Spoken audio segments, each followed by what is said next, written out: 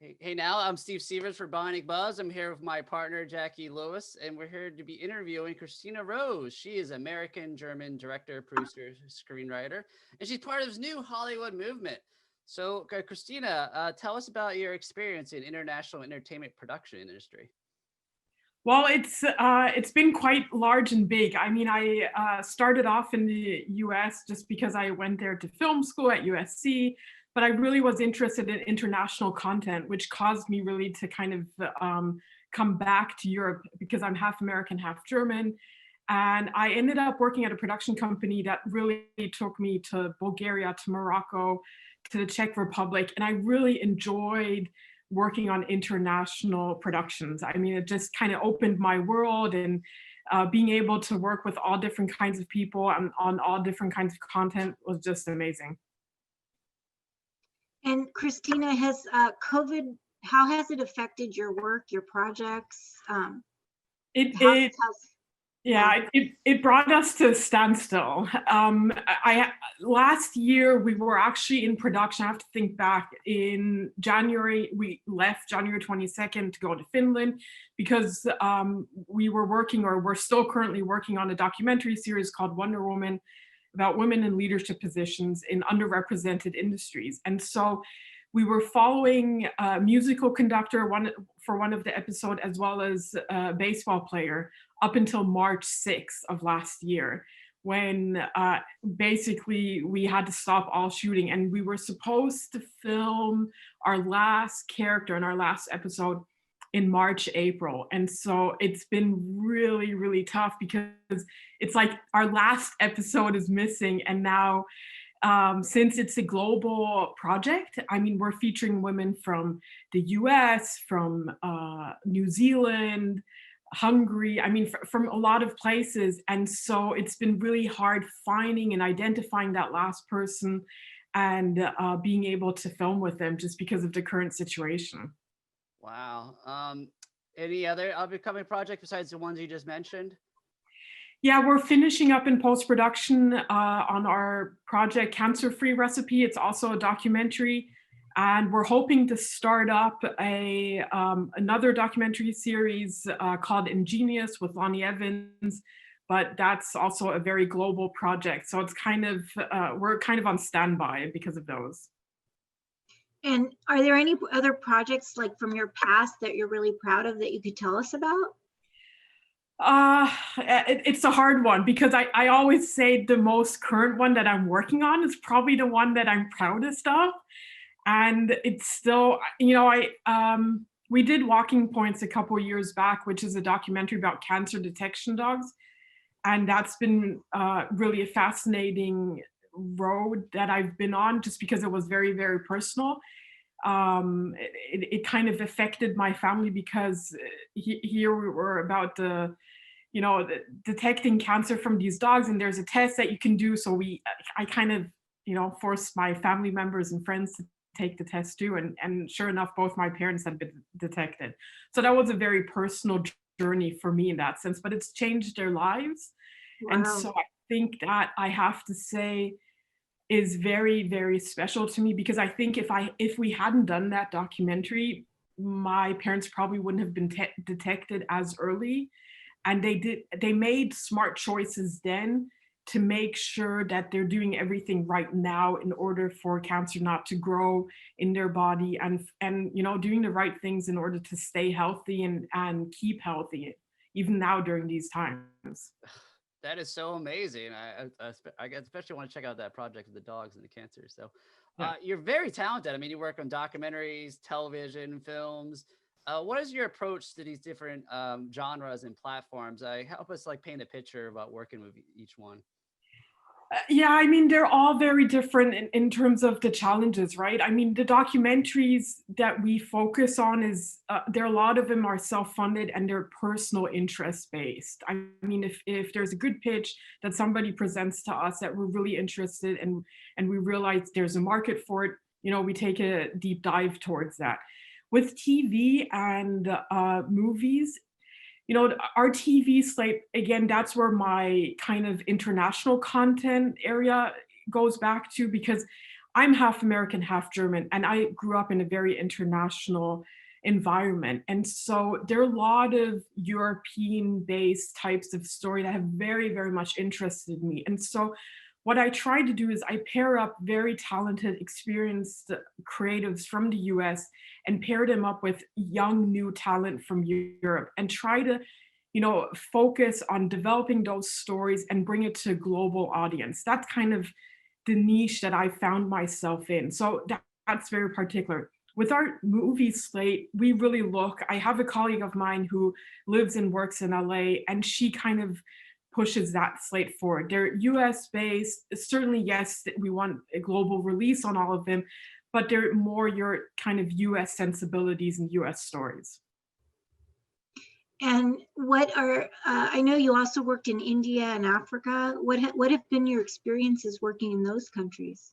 Well, India, I have to say, has been, it was the first time I've ever been to India, and we went to Goa. I don't know if people know Goa, but it's kind of the place that you go for if you're going on vacation.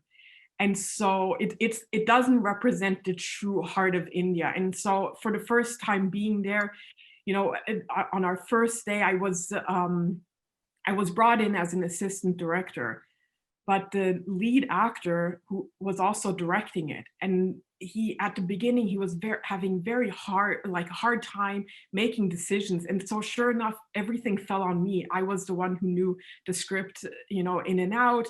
I knew all of the things that the director wanted to pursue. And so he basically said, you go direct it because I need to focus on my acting. And I had a set of 150 people that were all looking towards me, and I'm just like, uh-oh, what's going on? So I have to say it was the most challenging shoot that I was involved in, but honestly, it was the funnest and craziest that I've been part of. And there are a lot of colleagues still that I stay in touch, and even one of them is currently sound designer for our documentary series. So it's really something. This was 7 years back. So there are a lot of people that, we share our good memories and we share our war stories in that sense. So it was really exciting, and we're actually hoping to go there at the end of this month to film there too. But that's a complete different story because obviously the current situation, it's a little bit hard getting visas to go to India. Well, speaking of war stories, you're going to be a part of the 4th annual Indie Entertainment Showcase on January 30th. Can you tell us about what the event is, and what I'm assuming you'll be sharing some more stories on that and some influence to other people? Absolutely. And I'm so honored to be part of a really large group of people who are so talented. And so I'm quite excited about that. Of course, it falls into Sundance. So, and I think it allows us to kind of touch base in these times when everybody would be there physically, and we would all mingle together. So the fact that this is happening in virtual capacity is great. And it's allowing us to still tell people and show people that, filmmaking and storytelling is important. I know it's been hard for all of us, but I think we can't forget that the arts and, all aspects, music, film, literature, it's all important for our culture. It always has been in our time and in our life. And so even though we're kind of reevaluating our life, but it's going to carry on in the future, I think it'll allow us to really talk about independent filmmaking. And while it's a little bit tough, but there's still possibilities, there's still opportunities, and we can't forget about those. And also along the way on your journey in this filmmaking process and in your TV process, who have been some of your biggest influences? I have to say probably there are two people that always stand out who have been on my side, in a sense, who will say the things that I often don't want to hear, but they will be honest with me, and they will bring me back to reality if I'm trying to go a little bit overboard and trying to do too much. And those two people, one is actually my brother, who I share responsibilities with the company. He's always been there on my side. He's really pushed me to become a leader in the company. He inspired the documentary series about the women, and it's like, Christina, this is your project to tell. And so he's been very nice to always kind of be supportive of the things that I'm doing. And the other person is Dominic Jackson, who has always been there if I needed advice. And he basically tells me the truth and gives me great creative input. He's seen everything that I've done before we do any final cuts, because he'll tell me what works and what doesn't work. And having somebody like that on my side has just been, you know, I can't say in words how much it means to me, because he's always been honest with me, and that's so important to have. I love that. Well, Christina, we want to follow your journey going forward. Is there a website, social media wise, for you and your company, MirrorWater Entertainment? Absolutely. So you can find us on our website directly, MirrorWaterEntertainment.com, but we're also on Facebook as well as on Instagram. Just type in MirrorWater Entertainment and you'll find us. And Christina, I'm really interested in this next documentary you're going to be working on, the cancer documentary. Yep. So I would love it if you would come back and interview with us, and maybe do Q&A on that, because I think it's so important. So yeah, I would love to. And if I can just say a few things. Yes. The cancer-free recipe, it's been something, you know, I have to tell this story, if I may. When I started doing the documentary, I had always, you know, been a little bit afraid of eventually one day getting cancer and dying from it. And so I decided, you know, I have to face my fears. And so I went into making this documentary. And a couple of years back, somebody asked me, said, how has this changed you? And I said, I'm not afraid of getting cancer because I now have the tools in order to beat the disease. That doesn't so much have to do with radiation or chemotherapy, but things that I can control now.